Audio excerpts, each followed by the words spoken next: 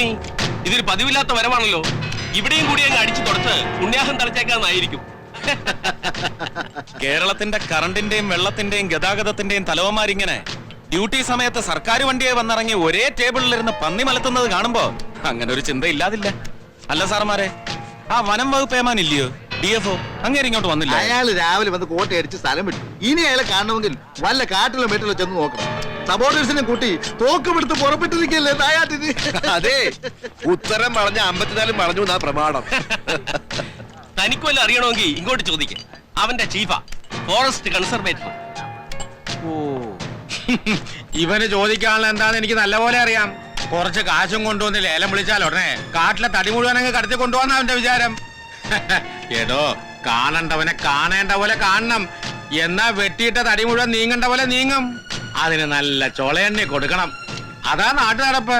സാറേ, തൊമ്മി ഇന്നും ഇന്നലെ ഒന്നും തുടങ്ങിയ പണിയല്ലത്.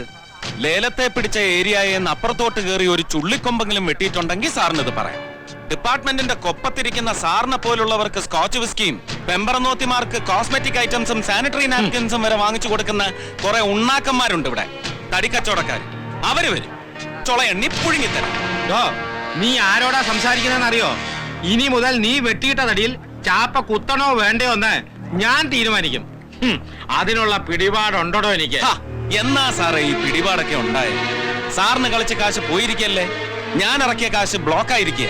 ആ തടസ്സം ഒന്ന് മാറിക്കിട്ടാൻ ലോഹത്തകിടയിൽ കൊത്തിയ സാക്ഷാൽ ശ്രീപത്മനാഭന്റെ ശംഖുമുദ്രയുള്ള ചാപ്പ എന്റെ തടികളിലോട്ട് സാറ് കുത്തിയില്ലേല് സാറിന്റെ തടിയിലോട്ട് എന്നാ കുത്തി ഇറക്കണമെന്നുള്ളത് ഞാൻ അങ്ങ് തീരുമാനിക്കും.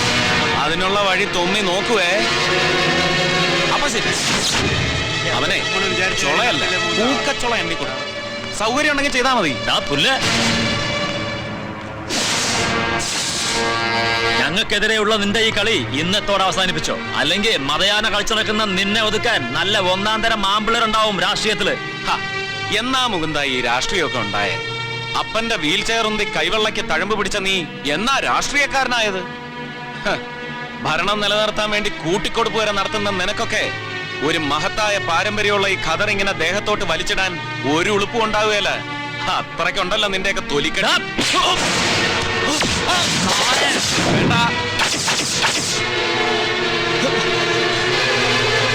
പ്രൊഫഷണൽ പിമ്പുകളുടെ കഞ്ഞിക്കലത്തിൽ വരെ പാർട്ടി ഫണ്ടിന്റെ പേരും പറഞ്ഞ് കൈയിട്ട് വാരുന്ന നിന്റെ ദേഹത്തെങ്ങാനും എനിക്ക് കൈവയ്ക്കേണ്ടി വന്ന പിന്നെ കുളിക്കണോ എനിക്ക് വീട്ടിലോട്ട് കയറണമെങ്കിൽ? അത്രയ്ക്ക് ദണ്ണ ഇളക്കാണെങ്കിൽ അപ്പി ഒരു കാര്യം ചെയ്യും.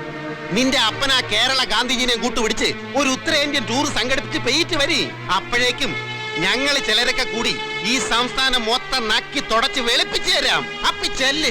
അതേടോ, ആ വൃത്തിയാക്കുന്ന പണിക്ക് താൻ മിടുക്കന. തന്നെ ഭാഷയെ പറഞ്ഞ പാർക്കിലും റെസ്റ്റോറന്റിലും കറങ്ങി നടക്കുന്ന സാധാ ഐറ്റംസ് തുടങ്ങി സ്വീറ്റ് റൂമിലും ഹൗസ് ബോട്ടുകളിലും കയറി ഇറങ്ങുന്ന എക്സിക്യൂട്ടീവ് ഐറ്റംസിന് വരെ എന്നാ വേണേലും ചെയ്തു കൊടുക്കുന്ന തനിക്ക് ചേരുന്ന പേര് ഗീവർഗീസ് എന്നല്ല, കേരള രാഷ്ട്രീയത്തിലെ ആൺവേശ്യെന്ന. കൊള്ളാം, നിന്റെ ഈ സ്റ്റൈൽ ആൻഡ് എൻട്രി കൊള്ളാം. നല്ല മനോഹരമായ പ്രയോഗങ്ങളും ഉണ്ട് കയ്യില് അല്ലേ? പക്ഷെ തൊമ്മി, നിനക്ക് ബുദ്ധിയില്ല. നിന്റെ അപ്പന്റെ ഊർജ്ജശ്വാസത്തിലിറങ്ങിയ ഗാന്ധി വചനങ്ങളല്ല ഇന്നത്തെ ഉൾപാർട്ടി രാഷ്ട്രീയം. അതിനു മുന്നിൽ മാനവികതയുമില്ല, വിശാലതയുമില്ല.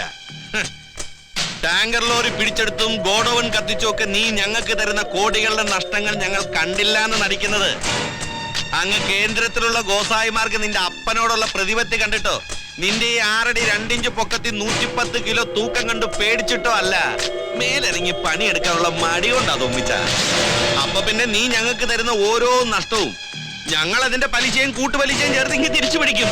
എവിടുന്നാ? സംസ്ഥാനത്തിന്റെ ഖജനാവെന്ന അക്ഷയപാത്രത്തിൽ നിന്ന്. ആ കിട്ടുന്ന ലാഭത്തിൽ നിന്ന് ചെറിയൊരു വിഹിതമെടുത്ത് യജമാനൻ വളർത്തുപട്ടിയുടെ അണ്ണാക്കിൽ എറിഞ്ഞു കൊടുക്കുന്ന ചൂടുള്ള അപ്പക്കഷ്ണം പോലെ ഇങ്ങനെ ഞങ്ങൾ എറിഞ്ഞു കൊടുക്കും ഇവിടുത്തെ പൊതുജനങ്ങൾ എന്ന കഴുതകൾക്ക്. അത്രയൊക്കെ മതിയടോ നീ പറഞ്ഞ പൊളിറ്റിക്കൽ പ്രോസ്റ്റിറ്റ്യൂട്ടുകളായ ഞങ്ങൾക്ക്. നീ അടക്കമുള്ള പൊതുജനങ്ങൾ എന്ന ബ്ലഡി ഇഡിയറ്റ്സിനെ ഭരിച്ച് രസിക്കാൻ. അലക്കി തേച്ച ഖദർ സിൽക്ക് വിട്ട് സ്റ്റേറ്റ് കാറയിൽ വെൽസുന്ന നിനക്കൊക്കെ രാവും പകലുമില്ലാതെ പണിയെടുക്കുന്ന ഇവിടുത്തെ സാധാരണക്കാരായ ജനങ്ങൾ കഴുതകളാണല്ലേ, ബ്ലഡി ഇഡിയറ്റ്സ് ആണല്ലേ. ഓരോ ദിവസവും സംസ്ഥാനത്തെ മന്ത്രിമാർ മലർന്നും കമിഴ്ന്നും കിടന്ന് കുടിക്കുന്നതും സൂയിക്കുന്നതും ചാനലുകളിലൂടെ പുറത്തു വരുന്ന കാലവാ. ഇതൊക്കെ തിരിച്ചറിയണമെങ്കിൽ നിയമസഭയുടെ ശീതീകരിച്ച മുറിക്കുള്ളിൽ നിന്ന് പുറത്ത് ജനങ്ങൾക്കിടയിലേക്ക് ഇറങ്ങണം. പിന്നെ അല്പസ്വല്പം വിവരം വെക്കാൻ പത്രവും വായിക്കണം. നിന്നെ പോലുള്ള രാഷ്ട്രീയ കോമരങ്ങളെ നടു റോഡിലിട്ട് തുണിയുരിഞ്ഞ് പച്ചയ്ക്ക് കത്തിക്കുന്ന കാലം ഒരുപാടൊന്നും അകലെയല്ല. പിന്നെ നീ പറഞ്ഞല്ലോ എന്റെ ഈ 6'2" പൊക്കവും 110 കിലോയും കണ്ട് പേടിച്ചിട്ടല്ലെന്ന്. പേടിക്കണം തൊമ്മിയെ.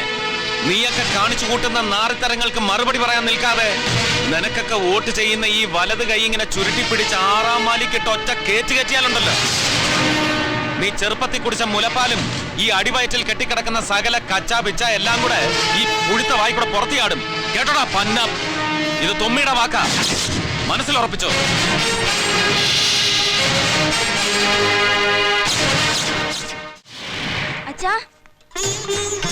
അച്ഛാ ഈ ഗുളി കഴിച്ചിട്ട് പോയാൽ മതി. അതിന് മാത്രമൊന്നും ഇല്ല, ഒരു ചെറിയ പനി അത്രല്ലേ ഉള്ളൂ. അതെ അതെ, നേരം വെളുക്കണ വരെ ഒരുപോലെ കണ്ണടച്ചിട്ടില്ല. മരുന്ന് കഴിച്ചിട്ട് ഇപ്പൊ ഇവിടുന്ന് പോയാൽ മതി.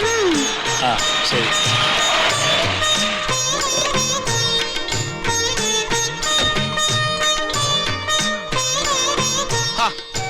എന്നതാ ഗുളികയും വെള്ളമൊക്കെ ആയിട്ട്? എന്നാ പറ്റി? ഇത് കണ്ടില്ലേ തോമിച്ചായ, ഹൈ BP യാ, നല്ല പനിയുണ്ട്. ഹോസ്പിറ്റലിൽ പോവാനോ ഡോക്ടർ ഇങ്ങോട്ട് വിളിക്കാനോ സമ്മതിക്കുന്നില്ല. എന്നിട്ടിപ്പോ മീറ്റിംഗ് എന്ന് പറഞ്ഞു പോവാ. സുഖമില്ലെങ്കിൽ പിന്നെ എന്നാത്തിനാ സ്ട്രെയിൻ ചെയ്യുന്നത്? ആ മീറ്റിംഗ് അങ്ങ് മാറ്റി വെച്ചാ പോരായോ? മുഖ്യമന്ത്രി എന്നുള്ള പദവി നിലനിർത്താനുള്ള മോഹം കൊണ്ടൊന്നുമല്ല. മന്ത്രിസഭയ്ക്കെതിരെ പ്രതിപക്ഷം കൊണ്ടിരുന്ന അവിശ്വാസ പ്രമേയത്തെ എങ്ങനെ പ്രതിരോധിക്കണം എന്ന് ചർച്ച ചെയ്യുന്ന ഏകോപന സമിതി മീറ്റിംഗ് ആയിരുന്നു. ഓ, പ്രതിരോധ ചർച്ചയൊക്കെ അങ്ങനെ നടന്നുകൊണ്ടിരിക്കും.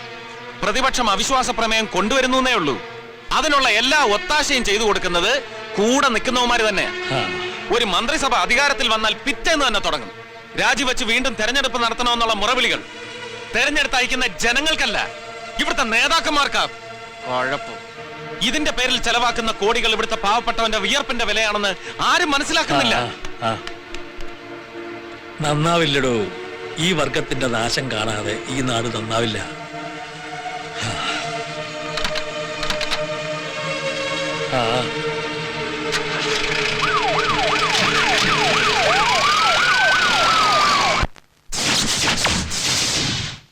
ഈ ഭരണത്തിൽ ഞങ്ങൾക്ക് താല്പര്യം ഇല്ലാന്ന് തന്നെയാണ് പറയണത്. ആ അഭിപ്രായത്തിനെ മാനിച്ച് CM രാജിവെക്കണം.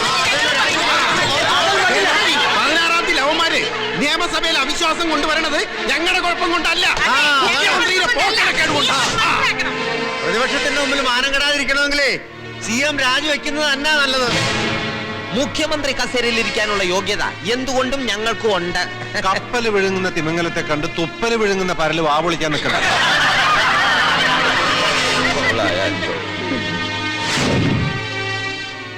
ഓ, ധനകാര്യമന്ത്രി അങ്ങനെ CM-ന് വേണ്ടി കൊള്ളൂത്ത് നടത്തണ്ട. കുഴലൂതണോ ചെണ്ട ഓട്ടണോ എന്നൊക്കെ ഞങ്ങൾ തീരുമാനിച്ചോളാം.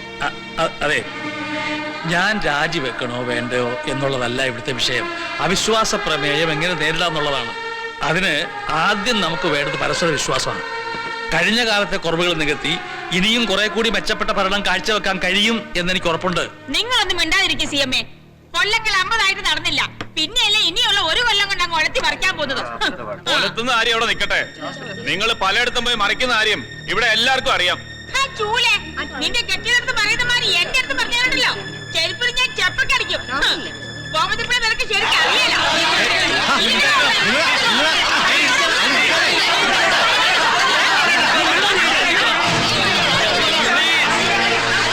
തർക്കിക്കാനല്ല നമ്മളിവിടെ കൂടിയിരിക്കുന്നത്, ഇതിനൊരു പരിഹാരം കാണാനാണ്.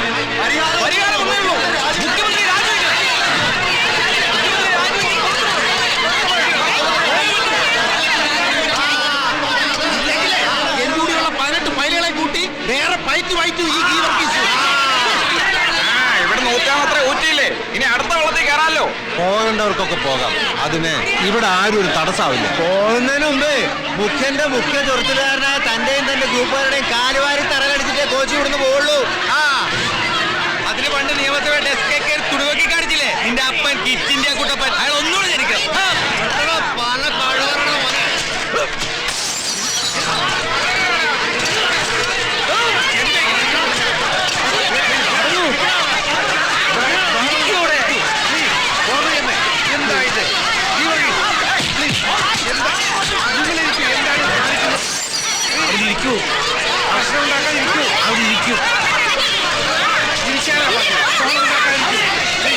Please.